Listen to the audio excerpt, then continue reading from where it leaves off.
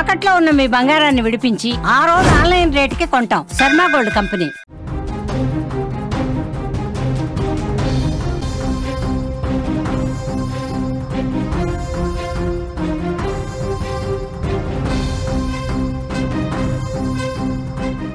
భారత్ను తక్కువగా అంచనా వేశాడు ట్రంప్.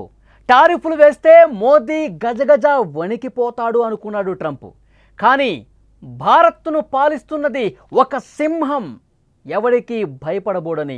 అమెరికా అయినా పాకిస్తాన్ అయినా భారత గడ్డ మీద ఉన్న గడ్డి పరకను కూడా భయపెట్టలేడని మరొకసారి గట్టి మెసేజ్ ఇచ్చారు ప్రధాని మోదీ.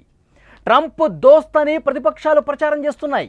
అదే ట్రంప్ను చిటికెని వేలతో రిజెక్ట్ చేశాడు మోదీ. భారత రైతులు, మత్స్యకారులు, పశు పెంపకందారులు వీళ్ళందరికంటే అమెరికా గొప్పేమీ కాదని రుజువు చేస్తున్నటువంటి పరిస్థితి. గడిచిన వారం రోజులుగా ప్రధాని మోదీకి ట్రంప్ 4 సార్లు ఫోన్ చేశాడు. ఈ 4 సార్లు కాల్ రిజెక్ట్ చేశాడు ప్రధాని మోదీ. నా దేశ ప్రజల కంటే నువ్వేమీ గొప్ప కాదు అని ట్రంప్కు అర్థమయ్యేలా చేశాడు. ఇండియా ఇస్ మై కంట్రీ, నా దేశం కోసం ఏదైనా చేస్తానని మాటలతో కాదు చేతలతో కూడా రుజువు చేస్తున్నారు ప్రధాని మోదీ.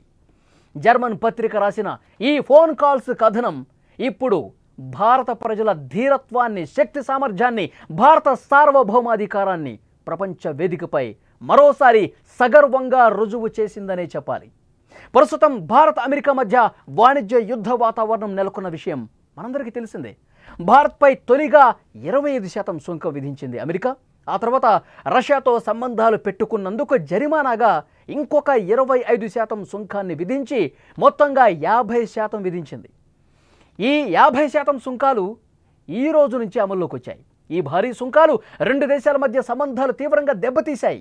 ఈ నేపథ్యంలో అమెరికా అధ్యక్షుడు డొనాల్డ్ ట్రంప్ ప్రధాని మోదీకి ఫోన్ చేశాడు.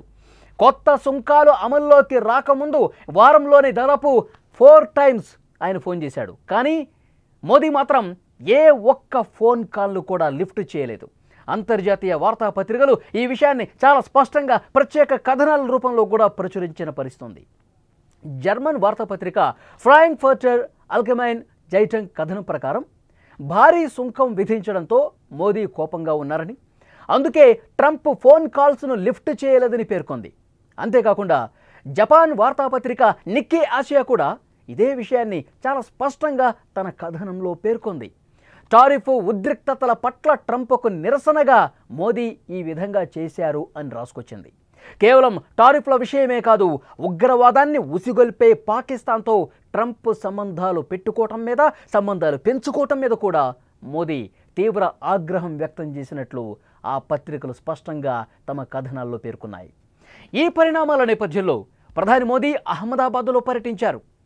ఈ సందర్భంగా మోదీ మాట్లాడుతూ ట్రంప్ విధించిన సుంకాల భారాన్ని భరించడానికి భారత్ సిద్ధంగా ఉంది.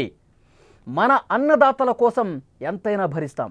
రైతుల ప్రయోజనాలు కాపాడుకునే విషయంలో ఎప్పటికీ రాజీ పడబోమని చాలా స్పష్టంగా చెప్పారు ప్రధాని. వాషింగ్టన్ ఒత్తిడికి తలొగ్గే ప్రసక్తే లేదని చాలా గట్టిగా చెప్పారు ఆయన. ఈ వ్యాఖ్యలు ప్రపంచవ్యాప్తంగా మోదీ దృఢ సంకల్పాన్ని చాటాయి. భారత రైతులు, మత్స్యకారులు, పశుపోషణదారుల కంటే మనకు అమెరికా ఏం గొప్ప కాదు. అమెరికాని ఇట్లా తీసిపడేశాడు ప్రధాని మోదీ. ఏం చేసుకుంటావో చేసుకో, నేను భయపడను, నా ప్రజలని ఏ విధంగా కాపాడుకోవాలో నాకు తెలుసని ఒక బలమైన సంకేతం ఇచ్చారు ప్రధాని మోదీ.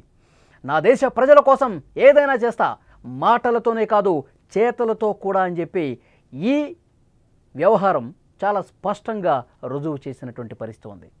ప్రముఖ అంతర్జాతీయ విశ్లేషకుడు మార్క్ ఫ్రేజియర్ మాట్లాడుతూ గతంలో చైనాను అదుపు చేసేందుకు ట్రంప్ భారత్తో మంచి సంబంధాలు కొనసాగించారని చెప్పారు. గత 2 దశాబ్దాలుగా ఈ సంబంధాలు బాగానే ఉన్నాయని, ఇప్పుడు సుంకాల కారణంగా భారత్ చైనా సంబంధాలు బలపడుతున్నాయని అభిప్రాయపడ్డారు. దీనివల్ల చైనాతో సంబంధాలు పెరగటం వల్ల తిరిగి భారత ఆర్థిక వ్యవస్థ బలపడుతుందని ఆయన జోస్యం చెప్పారు. జర్మన్ పత్రిక రాసిన ఈ ఫోన్ కాల్స్ కథనం ఇప్పుడు భారత్ ప్రజల ధీరత్వాన్ని, శక్తి సామర్థ్యాలను, భారత సార్వభౌమాధికారాన్ని కూడా ప్రపంచ వేదిక మీద మరొకసారి బలంగా రుజువు చేసిన పరిస్థితి, సగర్వంగా తలెత్తుకునేలా చేసిందని చెప్తున్నారు. ఇదంతా చూస్తుంటే ట్రంప్ను చిటికిన వేలతో రిజెక్ట్ చేసిన ప్రధాని అంతర్జాతీయ స్థాయిలో భారత్కు ఒక కొత్త గుర్తింపు, ఒక ప్రత్యేకమైనటువంటి గుర్తింపు తీసుకొచ్చారు అనటంలో ఎలాంటి అతిశయోక్తి లేదని చెప్పాలి. నిజంగా ప్రస్తుత పరిస్థితులు ఏ విధంగా ఉన్నాయి మనం చూస్తూ ఉన్నాం. ఇప్పటికే 25% సుంకాలిస్తే రష్యా నుంచి చమురు కొంటున్నామన్న ఉద్దేశంతో ఇంకొక 25% ఈ రోజు నుంచి ఆగస్టు 27 నుంచి అది అమల్లోకి వచ్చినటువంటి పరిస్థితి. మనం ఏవైతే ఎగుమతి చేస్తున్నామో ఆ వ్యాపారస్తులు, రైతులు, పశుపోషణదారులు అందరూ కూడా కొంత ఇబ్బంది పడే పరిస్థితి ఉంది ట్రంప్ తీసుకున్నటువంటి నిర్ణయం వల్ల. కానీ ప్రధాని భయపడలా. ఇంకా చాలా గట్టిగా బలమైనటువంటి సంకేతాలు మనం అమెరికాకి పంపిస్తున్నాం. ట్రంప్ని ఇష్టం వచ్చింది చేసుకో, నా ప్రజల వైపు నేను ఏ విధంగా గట్టిగా నిలబడాలో, నా రైతుల్ని నేను ఏ విధంగా కాపాడుకోవాలో, నా వ్యాపారస్తుల్ని నేను ఏ విధంగా కాపాడుకోవాలో నాకు బాగా తెలుసని చాలా స్పష్టంగా గట్టి సంకేతమే ప్రధాని మోదీ పంపించిన పరిస్థితి. ఇదొక్కటే కాదు, ఆయన 4 సార్లు ఫోన్ చేశాడు గత వారం రోజులుగా. ట్రంప్ మోదీతో మాట్లాడదాం, ఇప్పుడు 50% సుంకాలు వస్తున్నాయి కదా, ఏమైనా వెనక్కి తగ్గుతాడేమో, భయపడతాడేమో, గజగజ వణికిపోతాడేమో నేనంటే ఒక్కసారి అతని వాయిస్ విందామని చెప్పి ట్రంప్ ఫోన్ చేసినట్టుగా ఉంది. కానీ ప్రధాని మోదీ పక్కన పెట్టేసేయండి, ఏం అవసరం లేదు, నేను లిఫ్ట్ చేయరని చెప్పి చాలా స్పష్టంగా 4 సార్లు కూడా ఆయన ఫోన్ను రిజెక్ట్ చేశాడు ప్రధాని మోదీ.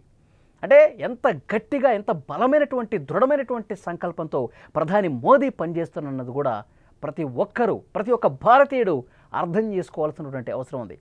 మన దేశం కంటే మనకేది ముఖ్యం కాదు. మన దేశం కంటే, మన దేశ ప్రజల కంటే, మన దేశ రైతాంగం కంటే, మన వాళ్ళకంటే మనకి ఎవరూ ఎక్కువ కాదని ఈ ఘటన ద్వారా ఇంకా చాలా బలంగా గట్టి సంకేతాన్ని ప్రధాని మోదీ పంపించారు.